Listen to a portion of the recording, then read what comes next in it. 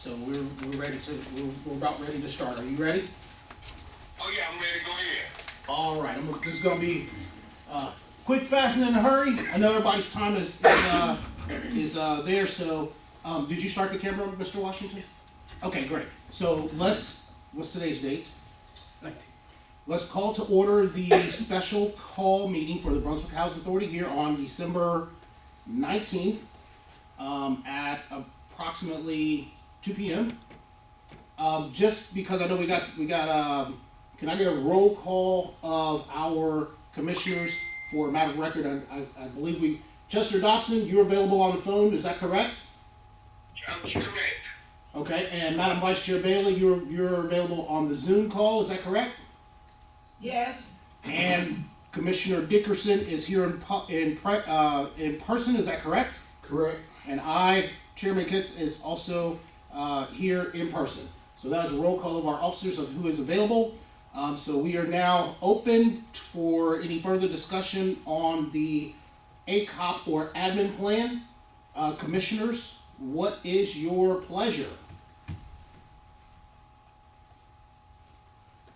My only question. I looked over it, and I like the idea. So I'm in on that. Who's going first? I'll go first. Nobody said anything. Is that what you're waiting on? Dobson said that he is willing to approve. I don't know if that was an official motion, but he said he is willing for the. That was a motion. Oh, okay. So Dobson made a motion to approve the ACOP, the admin, and the EEOC policy that we were all looking at. So there is a motion on the floor. We're gonna do the motion and have discussion, or We could, yeah, because he already made a motion, so we have to follow through with the motion. We can. Do we have a second? Can we, so wait a minute now, can we back up that motion first to see if there's, anyone had any changes to add? We can handle that during discussion Okay, of that. So at this point, so if we need we'll need a second, or the motion will fail, and then we'll have to go back through this process again. So if we have a second, then we can make any additional changes or have anything in discussion, or if we don't have a second, it'll fail, we can have discussion and then come back into it and go through this process again. So, do we want a second? Anyone want to second this motion?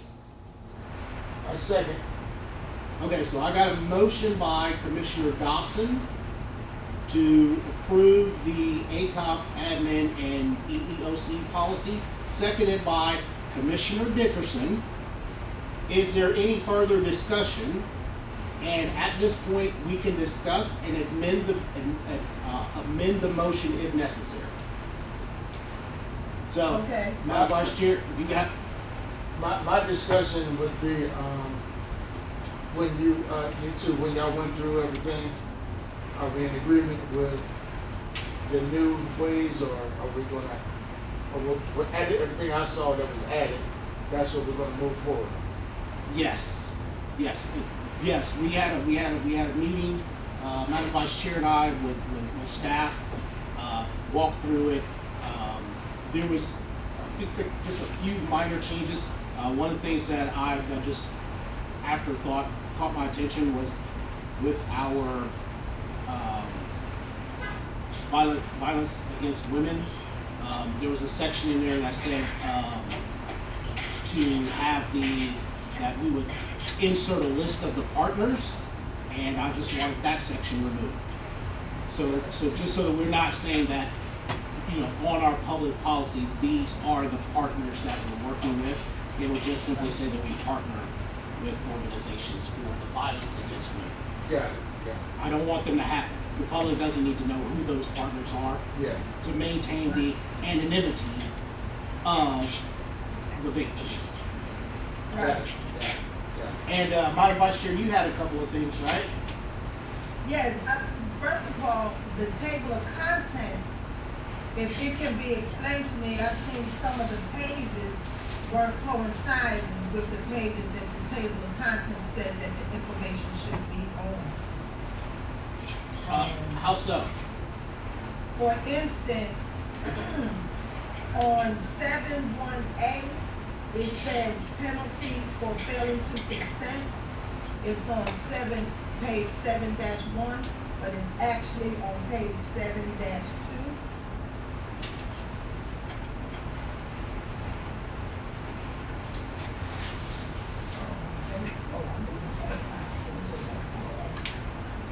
Is that for the ACOP or, yeah, The admin. the admin plan?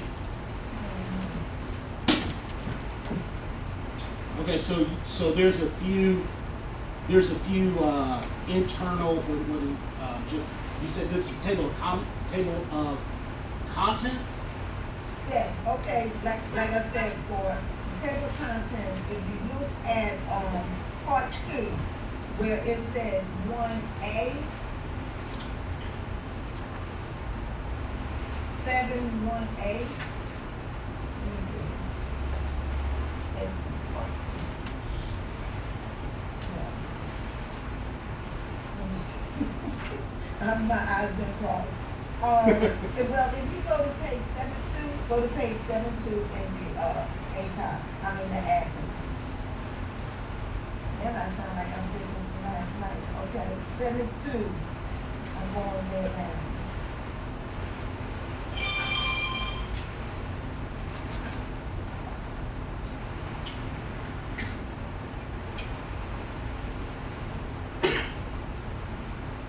Okay, let's see.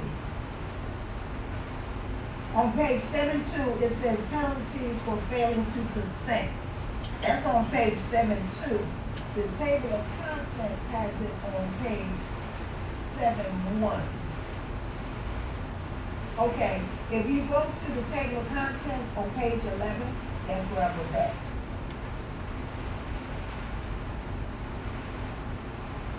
And if you go to section 7-1A, it is the first one under, it's the last one under general verification requirements. See, it says penalties for failing to consent, 24 CFR 5.232, page 7-1. If you go to page, it's not on 7-1, it's on page 7-2. And I found some more in these pages where the pages do not coincide with the table of contents page.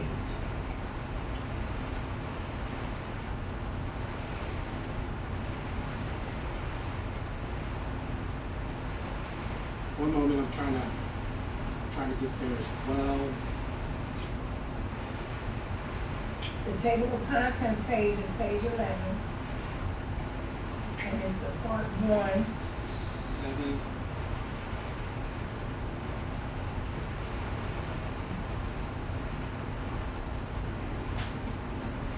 Okay, you're saying that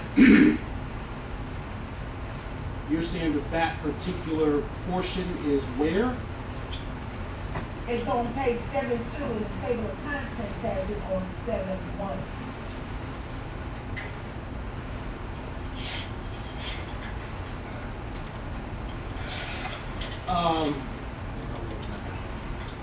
Make sure you're in the admin plan. If I'm not, okay, now what part are you reading? What part are you reading? Universal changes made. No.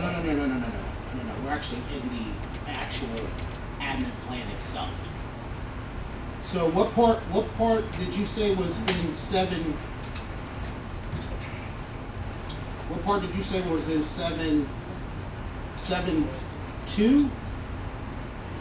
No, it says, let me see. It's on page, let's see. It's on page 7-11. Table of contents is page 11. Yeah. Table of contents is page 11, but you're saying that there's something in 7-1 that is actually in 7-2? No. Yet, no. They're saying the information is on page 7-1. If that's what you just said. They're saying the information is on 7-1, but it's on 7, or it's on page 7-2. 7-2. Okay, and I don't have both documents right here in front of me.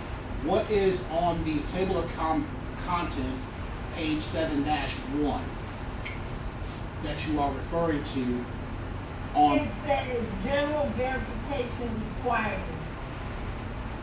Family consent to release of information. yeah, that is 7-1. Yet, but the subtitle penalties for failing to consent is not on 7.1, it's on 7.2. No, it begins on 7-1 at the bottom.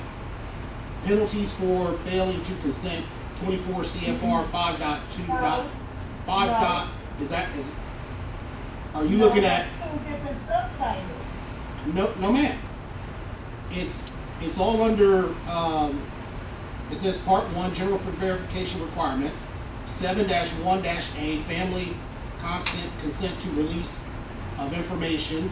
24 CFR 982.516 and .551 and .5.230 goes into that. And then it says consent forms and then penalties for failing to consent. That's all. That starts on 7-1 and then continues on as another subset on 7-2 under section 7-1B. No, if you now I know how the continuation goes on these on the pages, but they don't have it. They should have the 7 dash. They should have it 1-2. All the information is not on that 7-1 page. Do you understand? Am I saying it right? Because they have the subtitle penalties for failing to consent on 7.1. It does not. It's not underneath there. It's the subtitle. The title starts on 7.1, but that particular subtitle is on page 7-2. What's I'm up? looking at it. What's on 7-2? Penalties I'm for sure- failing to. I'm looking at page 7-2.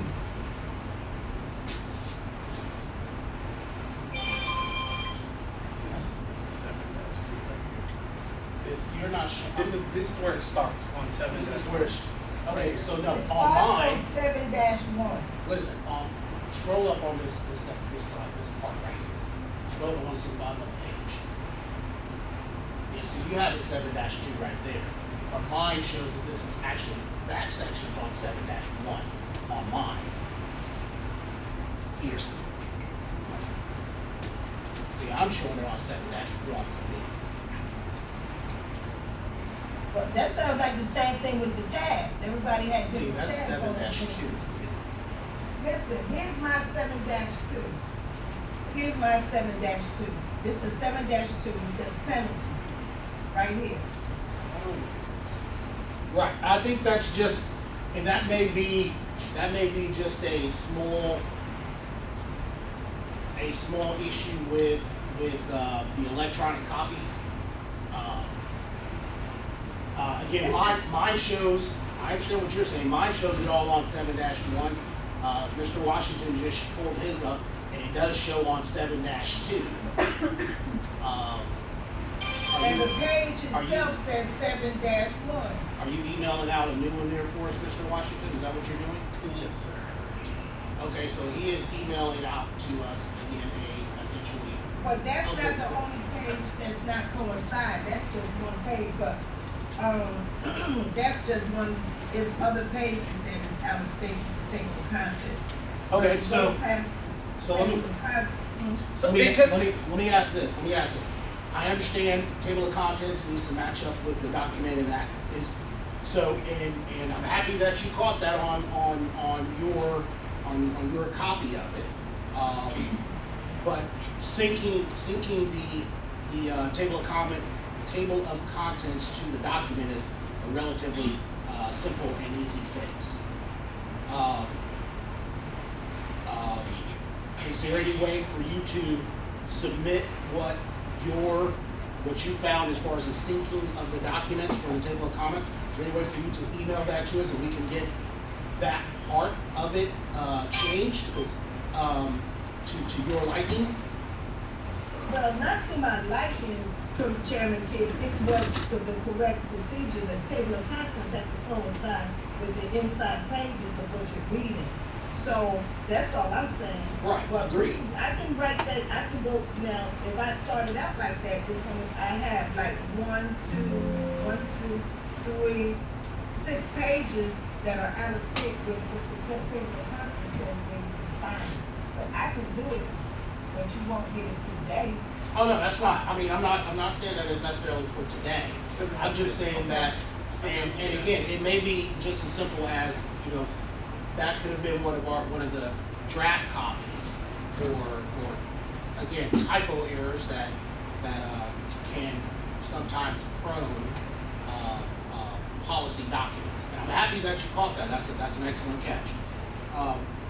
But Mr. But it was manually typed in, you have to manually type it, well, however they insert that into this information, you know. And the other thing is this, in the admin plan, don't we have to refer, now that we have HUD Bash, doesn't HUD Bash have to be in the admin plan? Some kind of rules or regulations about what HUD Bash is about and how we go about implementing it? No, ma'am, not inside of our admin plan, because that is a separate program outside of how we handle our particular vouchers. The VASH vouchers are actually handled by the VA, and we are simply, for lack, I don't even know the word to use on this. We're just the middleman facility, which that is the policy for which. My understanding, the policy for which VASH is handled is according to the CFR, that just simply says that we're allowed to do it and that we can essentially assist with the administering of the VASH. But HUD Bash is part of an entity underneath HUD, right? Yes. And so if we understand that we administer, there's 2 types of HUD vouchers. One is for Section 8. Yes. And one is for Veterans Section 8. Yes. Shouldn't it be established that we do have HCV,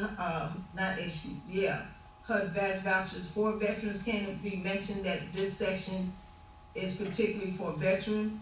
Not in the administrative plan, because if my understanding is correct with the VASH, all the support and complaints for anything with VASH goes back to the VA and not to us. Say that again? Any complaints or support that veteran requires goes back to the VA. We're literally just doing paperwork. That's all we're doing on our end. We don't handle them. I'm not talking about complaints or anything. No, I'm just talking about don't. how to, shouldn't it be in the admin that we have it and that is being administered for vets, the HUD VASH product, since that is part not in the admin plan, because the admin plan is strictly for Section 8 only. No. And that is voucher section, isn't HUD VASH Section 8? But ACOG is public housing. But it is the VASH program, not our Section 8 only program. Right. Right. That's why it cannot go into our admin plan, is because our admin plan is only for our Section 8 people, not VASH. VASH does not apply to our Section 8. Is there information to tell us in detail how that goes? I mean, how do you know that information prior to getting HUD VASH? Where did you get that information from? The VA. Because you can only get into the VASH program through the VA. Right, but it's still it's still part of public housing, isn't it? Well, so is moving to work in RAD, but we don't put those into our admin plan. You see what I'm saying? It's a sub-program of Section 8 through the VA, but it does not have anything to do with, it's the same thing as public housing and Section 8 are 2 totally different separate things, although they're both through HUD. So we have one policy for public housing, and we have another policy for Section 8, even though they're both HUD programs. But VASH is a sub-program, totally separate than Section 8. So we don't put the VASH program into our Section 8. Okay, Yes, ma'am. so, not clearly, but I hear what you're saying. Yeah, if anything, we can, and I think we've already, when we voted to, add the VASH program to us, that was a separate policy that we had to put together for that. But it doesn't include itself into these two policies, it's a separate policy.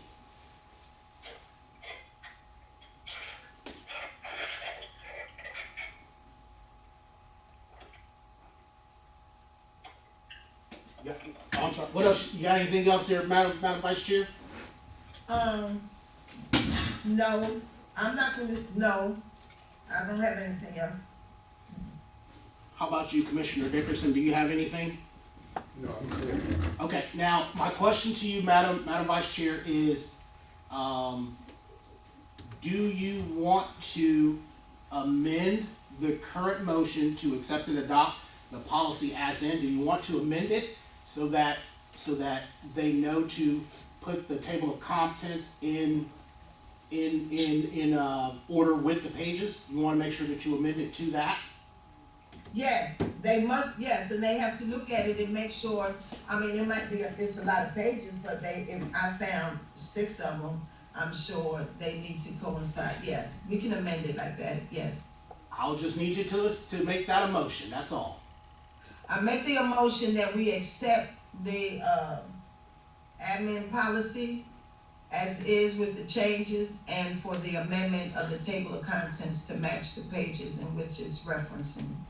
Okay, Madam Vice Chair has made a motion to amend the approval motion to include the, what's the word I need to make sure that the table of contents is linked correctly to the pages in the document. Do I have a second? Second. Second. I have a second by Commissioner Dickerson. Sorry, he beat you to the punch there, Commissioner Dobson. I have a second by Commissioner Dickerson for the amendment to the motion. Is there any further discussion on that? Okay, hearing none. Again, we're voting on the amendment now. So hearing none, all in favor, please say aye. Aye. Aye. That motion passes unanimously. And then we have to go back to the original one, which was the approval, and that's with the amendment. So the original motion was to approve the ACOP and admin and EEOC by Commissioner Dobson, seconded by Commissioner Dickerson. That was the original. We've already had the amendment. All in favor, please say aye. Aye. Aye. Aye. That motion passes unanimously.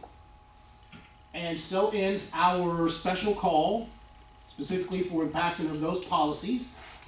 I do not have any further business on the agenda, so I will entertain a motion to adjourn. I will second that motion. I motion that we adjourn. I have a motion by Madam Vice Chair Bailey to adjourn, seconded and preceded by Commissioner Dobson as a second. Okay. All those in favor, please say aye. Aye. Aye. Aye. That motion passes unanimously. Thank you all. This meeting is hereby now adjourned. Thank you all for your time. I appreciate it. And happy holidays if we don't see each other between now and then. Thank you all. Thank you, Sue. All right. All right.